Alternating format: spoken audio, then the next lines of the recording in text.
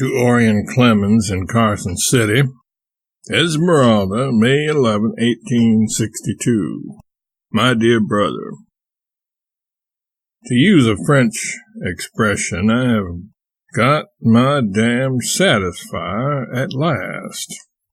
2 years' time will make us capitalists in spite of anything. Therefore, we need fret and fume and worry and doubt no more, but just lie still and put up with privations for 6 months. Perhaps 3 months will let us out then. If government refuses to pay the rent on your new office, we can do it ourselves. We have got to wait 6 weeks anyhow for a dividend, maybe longer. But that it will come, there is no shadow of a doubt. I have got the thing sifted down to a dead moral certainty. I own 1/8 of the new Monitor-Ledge Clemens Company, and money can't buy a foot of it, because I know it is to contain our fortune. The ledge is 6 feet wide, and one needs no glass to see gold and silver in it. Phillips and I own 1/2 of a segregated claim in the Flyaway discovery and good interests and 2 extensions on it. We put men to work on our part of the discovery yesterday, and last night they brought us some fine specimens. Rock taken from 10 feet below the surface on the other part of the discovery has yielded $150 to the ton in the mill, and we are at work 300 feet from their shaft. May 12th. Yours by the mail received last night. 1,800 feet in the C.T. Rice's company. Well, I'm glad you did not accept of the 200 feet.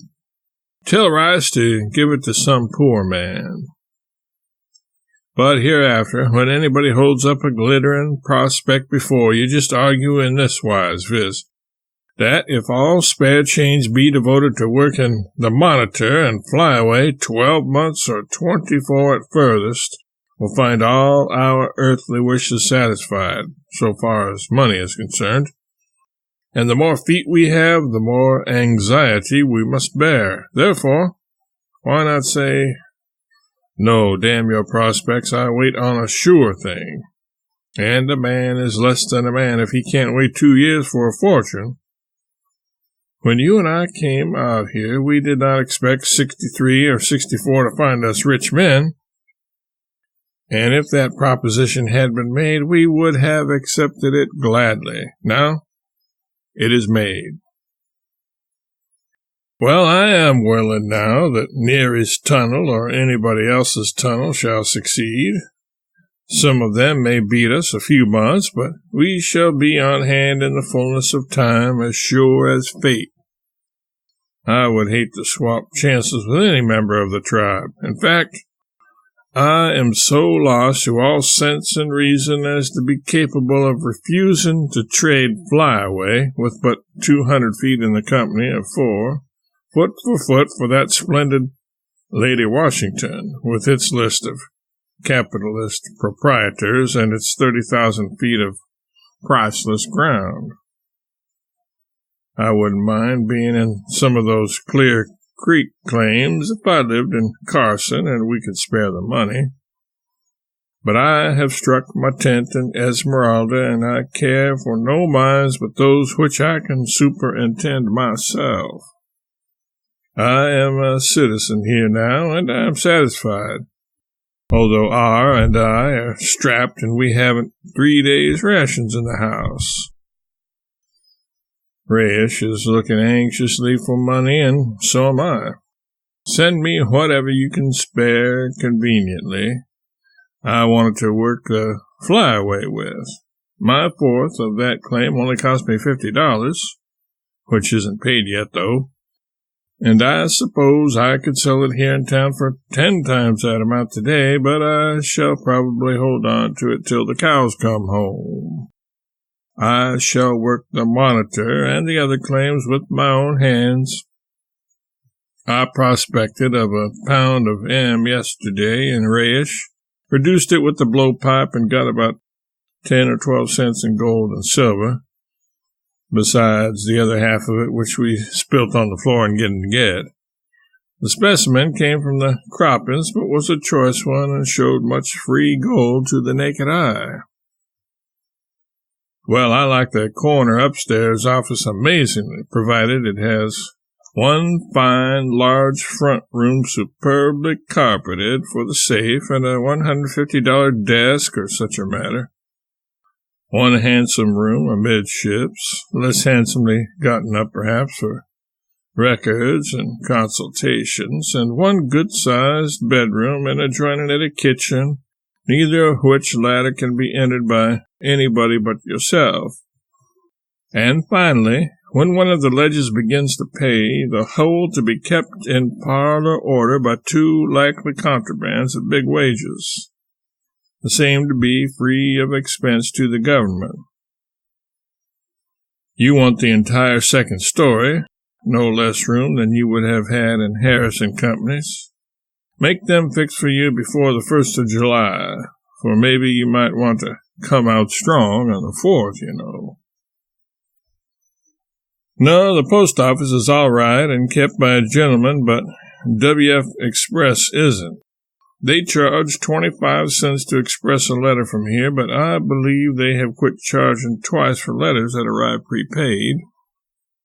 The flyaway specimen I sent you, taken by myself from Decay's shaft, 300 feet from where we are going to sink, cannot be called choice exactly. Say something above medium to be on the safe side. But I have seen exceedingly choice chunks from that shaft. My intention at first in sending the antelope specimen was that you might see that it resembles the monitor. But come to think, a man can tell absolutely nothing about that without seeing both ledges themselves. I tried to break a handsome chunk from a huge piece of my darling monitor, which we brought from the croppings yesterday, but it all splintered up, and I send you the scraps. I call that choice.